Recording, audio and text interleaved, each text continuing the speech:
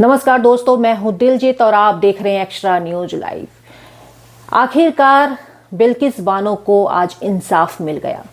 Supreme court ने एक ऐतिहासिक फैसला सुनाया है और इस फैसले में कहा है कि बिल्किस बानो के साथ अन्याय हुआ है।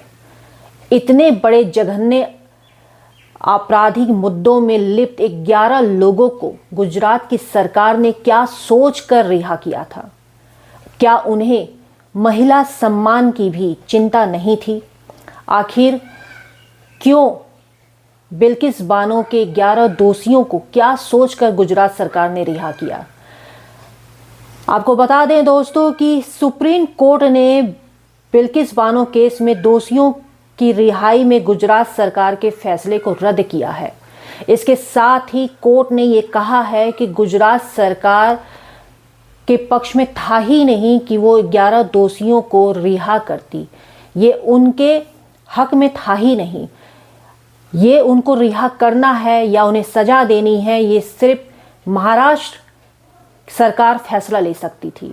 लेकिन एक बड़ा सवाल ये भी है कि क्या राज्य सरकार के पास ये हक होना चाहिए कि हत्या के दोषियों को या रेप के दोषियों को माफ़ी दी जानी चाहिए?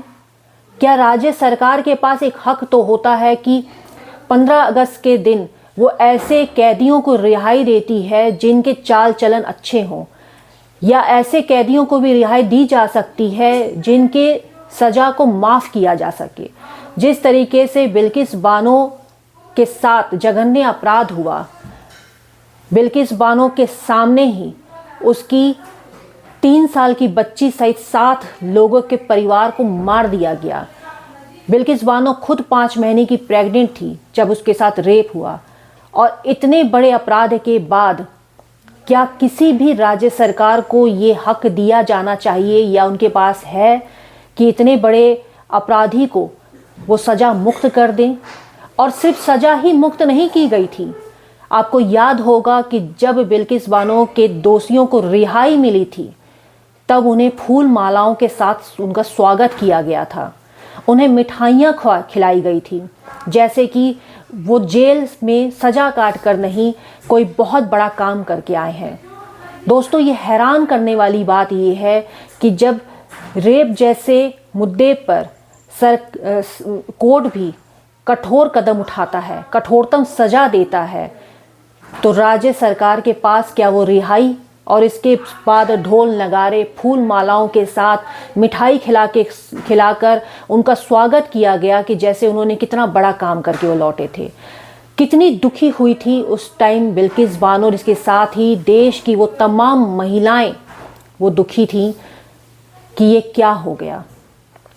दोस्तों, अगर आपको और भी याद होगा तो चुनाव का माहौल था और इन 11 दोषियों में से एक दोषी के परिचित को टिकट भी दी गई थी चुनाव के लिए और मंच भी साझा करवाया गया था। इन 11 दोषियों में से एक दोषी के साथ मंच भी साझा हुआ था और मौजूदा सरकार ने किया था। सरकारों का काम है कि गलत को गलत बताना, योजनाओं पर काम करना, गरीबी उन्मूलन पर काम करना, साक्षरता पर काम करना, विकास पर, स्वास्थ्य पर काम करना। लेकिन जिस तरीके से देखा जा रहा है कि मौजूदा सरकार में जघन्य से जघन्य अपराधी भी इन सरकार में जाकर, इनकी पार्टी में जाकर वॉशिंग मशीन से धोकर ये एकदम क्लीन हो जाता है, वैसे ही इन 11 दोषियों को भी सज़ा से मुक्त किया गया। लेकिन देश में कानून है और उसी कानून ने उनकी सज़ा को रद्द किया है। अब देखना ये है कि सज़ाएं तो रद्द हो गई हैं 11 दोषियों की, तो क्या फिर से क्या ऐसा कोई काम किया जाएगा सरकार की तरफ से कि उनको बाहर रखने की भरसक कोशिश की जाएगी? सुप्रीम कोर्ट ने कहा कि गुजरात सरकार को रिहाई का फैसला लेने का कोई अधिकार नहीं है। वह दोषियों को कैसे माफ़ कर सकती है? सुनवाई महाराष्ट्र में हुई है तो इसका पूरा अधिकार वहाँ की राज्य सरकार को है, क्योंकि जिस राज्य में किसी अपराधी पर मुकदमा चलाया जाता है और सज़ा सुनाई जाती है, उसी को दोषियों की माफ़ी याचिका पर फैसला लेने का अधिकार है। सुनवाई के दौरान जस्टिस नागरत्ना ने कहा कि सवाल ये है कि क्या समय पूर्व रिहाई दी जा सकती है। हम पूरी तरह कानूनी सवाल पर जाएंगे, लेकिन पीड़िता के अधिकार भी महत्वपूर्ण है। नारी सम्मान की पात्र है। क्या महिलाओं के खिलाफ जघन्य अपराधों में छूट दी जा सकती है? ये वो मुद्दे हैं जो उठते हैं। तो कोर्ट ने कहा है कि महिला सम्मान की अधिकारी है। क्या राज्य सरकार को ये अधिकार है कि इस तरीके से जघन्य अपराध अगर कोई व्यक्ति करता है तो उसे छूट दे देनी चाहिए? और सबसे बड़ी बात दोस्तों कि ये पूरा मामला महाराष्ट्र कोर्ट में चल रहा था, और जो भी बातें होनी थी वो महाराष्ट्र में होनी थी।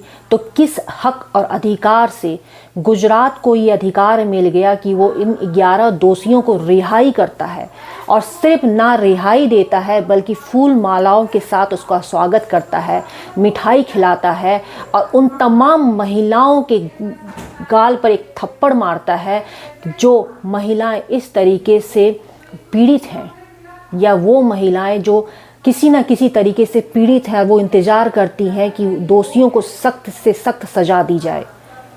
और जब इस तरीके से उनका सम्मान किया जाता है तो उन महिलाओं के दिल पर क्या बीतती है, एक महिला होने के नाते मैं सोच सकती हूँ। और अगर इंसान है तो हर कोई वो सोच सकता है कि इस तरीके से जब किसी अपराधी को मुक्त किया जाता है, फूल मालाओं के साथ उसका सम्मान किया जाता है, और सरकार के द्वारा मंच साझा किया जाता है, उनको सम्मान दी जाती है, तो कितनी तकलीफ़ होती है। फिलहाल दोस्तों, अगर आप चैनल को पहली बार देख रहे हैं तो सब्सक्राइब करें, और फेसबुक पेज में देख रहे हैं तो एक्स्ट्रा न्यूज़ लाइव 24 को सर्च करके फॉलो करें, और कमेंट करके हमें ज़रूर बताया करें कि हमारा ये कार्यक्रम आपको कैसा लगता है।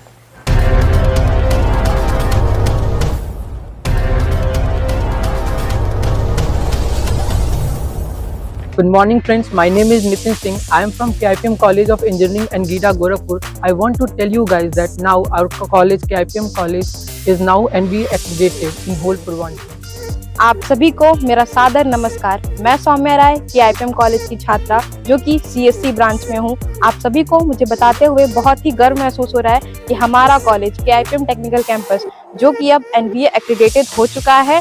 तो आप यहाँ आएँ, यहाँ की शिक्षा का लाभ लें और अपने करियर में एक नई ऊंचाइयों को प्राप्त। KIPM college of engineering and technology Gita Gorakhpur NBA द्वारा स्वीकृत पूर्वांचल का एकमात्र संस्थान है जहां पर बच्चों को गुणवत्तापूर्ण शिक्षा, national and international top multinational कंपनियों में प्लेसमेंट और हाईली क्वालिफाइड फैकल्टी द्वारा पठन पाठन का कार्य कराया जाता है।